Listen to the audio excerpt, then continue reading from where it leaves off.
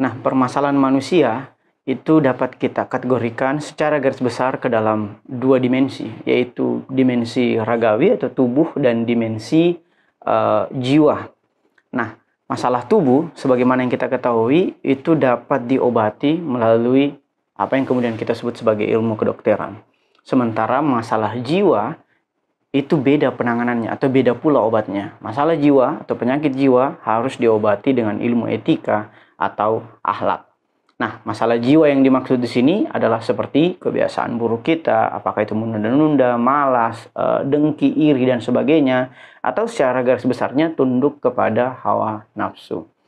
Nah, menarik untuk kita mengetahui lebih jauh dan lebih dalam lagi mengenai permasalahan atau penyakit jiwa ini, yang simpulnya dapat kita kategorikan sebagai ilmu akhlak atau ilmu etika. Nah, hakikat akhlak sendiri, kalau kita mau definisikan, akhlak itu berasal dari akar kata bahasa Arab yang berarti malakah atau watak.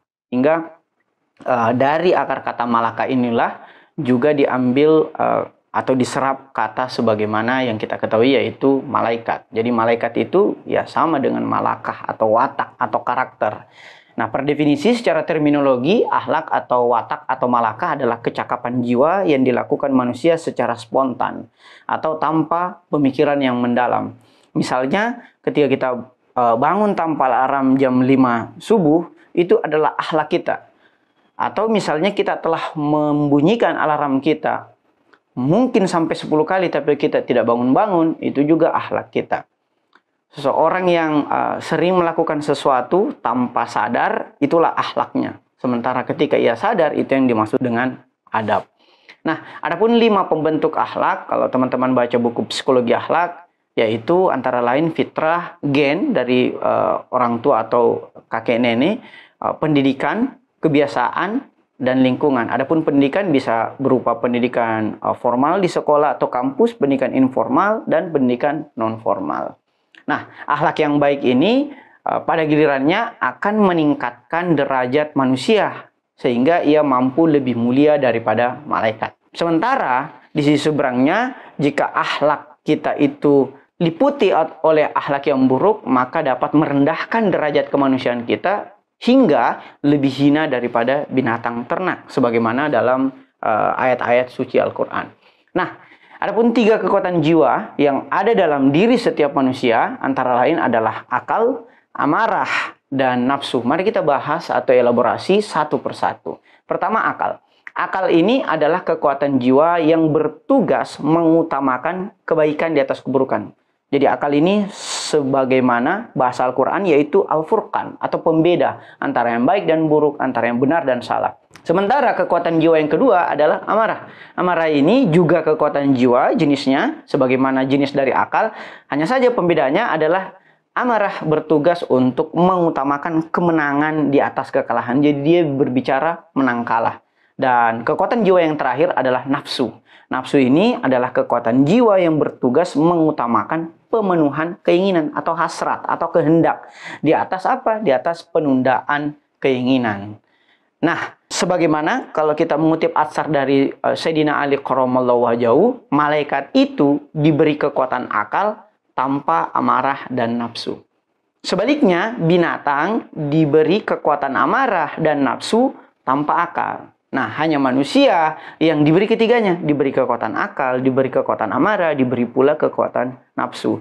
Pemanfaatan atasnya itu dapat meningkatkan derajat manusia lebih daripada malaikat, dan ketika kita tidak menggunakan secara baik, maka dapat menurunkan derajat manusia menjadi lebih hina daripada binatang. Nah, dari 3 kekuatan jiwa, yaitu akal, amarah, dan nafsu ini, lahirlah kebahagiaan di satu sisi jika kita mengaktualkan seluruh potensi kekuatan jiwa tersebut, dan melahirkan kesengsaraan jika kita gagal mengaktualkan potensi dari kekuatan jiwa tersebut. Nah, kebahagiaan hadir ini jika ketiganya teraktual, baik itu sendiri-sendiri atau secara bersamaan atau menyeluruh atau holistis. Sementara kesengsaraan itu hadir jika kekuatan jiwa itu tidak teraktual. Misalnya, kalau kita berbicara kekuatan akal. Jika kekuatan akal ini teraktual, dalam hal ini dia akan menjadi bahagia jika diberi ilmu. Sementara di saat yang bersamaan akan sengsara jika berada dalam kejahilan. Itulah mengapa misalnya kita membaca buku, menulis, atau majelis ilmu, mendengarkan kajian, kita akan merasakan kebahagiaan. Kenapa? Karena itu adalah potensi dari kekuatan jiwa kita, yaitu jiwa akal kita. Nah, begitupun dengan amarah. Amarah akan bahagia jika mendapatkan kemenangan. Sementara dia akan sengsara jika mendapatkan kekalahan atau mendapatkan persaingan atau disaingi oleh pihak lain. Nah, adapun dengan nafsu, nafsu akan bahagia jika menikmati, baik itu makan, minum, maupun seks. Sementara jika ia tidak dapat menikmati makan, minum, seks, maka ia akan sengsara. Walaupun ia dapat makan, dapat minum, dapat seks, tetapi tidak menikmati makan, minum, seks tersebut, ia juga dapat dikategorikan sebagai kesengsaraan. Nah, penting bagi kita untuk melakukan pelatihan kekuatan jiwa, baik itu jiwa akal, jiwa amarah, maupun jiwa nafsu. Nah, akal dilatih agar ia dapat bijaksana. Karena ketika akal itu bijaksana, maka dapat dikategorikan bahwa kekuatan jiwa akal itu menjadi berhasil. Sehingga akal sama dengan bijaksana jika berhasil, bodoh jika gagal. Jika kita gagal, maka akal kita akan mengalami kebodohan. Begitupun dengan amarah. Jika kekuatan amarah kita, kekuatan jiwa amarah kita itu berhasil kita aktualkan, maka memunculkan keberanian. Jadi amarah juga ini perlu bagi kekuatan jiwa kita. Karena jika kita berhasil mengaktualkannya, maka muncullah sifat yang disebut sebagai berani. Sementara jika kita gagal mengaktualkan potensi kekuatan jiwa amarah kita, maka kita akan menjadi pengecut. Adapun dengan nafsu, nafsu itu ketika kita berhasil mengaktualkannya, melahirkan apa yang kemudian kita sebut sebagai kendali diri. Sementara jika kita gagal mengaktualkan kekuatan nafsu kita, maka kita akan menjadi seorang yang tamak atau rakus.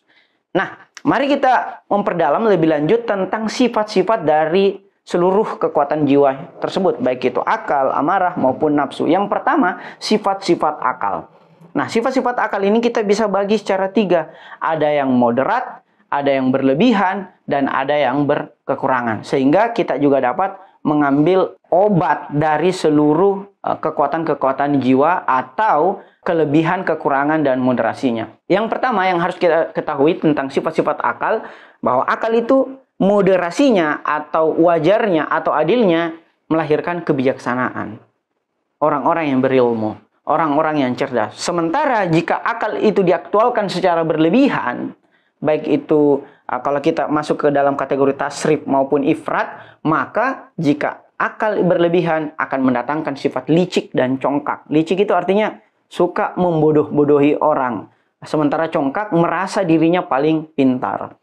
Nah, sebaliknya, jika akal teraktual secara berkekurangan, maka akan melahirkan baik itu kebodohan sederhana, yaitu dia tidak tahu bahwa dirinya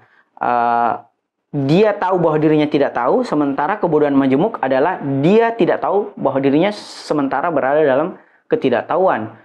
Selain itu, selain kebodohan sederhana dan kebodohan majemuk, kekurangan dari aktualitas akal akan menyebabkan pribadi yang ragu-ragu, cemas, bingung, bimbang, dan sebagainya. Adapun obat bagi penyakit akal adalah memperbanyak belajar. Untuk apa? Agar meraih kesadaran dan pencerahan. Nah, sementara sifat-sifat dari amarah, itu moderasinya atau keadilannya, titik tengahnya adalah keberanian, keperkasaan, kepercayaan diri. Sementara jika kekuatan jiwa amarah itu terlalu berlebihan, kita aktualkan, maka mendatangkan sifat marah, ceroboh, nekat. Jadi melampaui keberanian, dia menjadi terlalu berani sehingga mendatangkan kenekatan, kejam, tirani, iri, dan dendam. Sementara jika kekuatan amarah itu tidak diaktualkan atau kurang kita aktualkan, maka menghasilkan sifat-sifat seperti takut, minder, atau kurang rasa percaya diri, cepat putus asa, gampang menyerah, dan sebagainya. Adapun obat bagi penyakit amarah adalah memperbanyak ikhtiar, memperbanyak trial and error, atau memperbanyak upaya pelatihan agar apa? Agar tidak takut menghadapi kekalahan, sehingga mendatangkan sifat tabah atau grit. Nah, sementara yang terakhir adalah sifat-sifat nafsu. Moderasinya atau titik tengahnya, titik adilnya adalah menahan diri, sabar, takwa. Jika nafsu itu diaktualkan secara berlebihan, maka ia akan mendatangkan sifat-sifat seperti cinta dunia, tamak,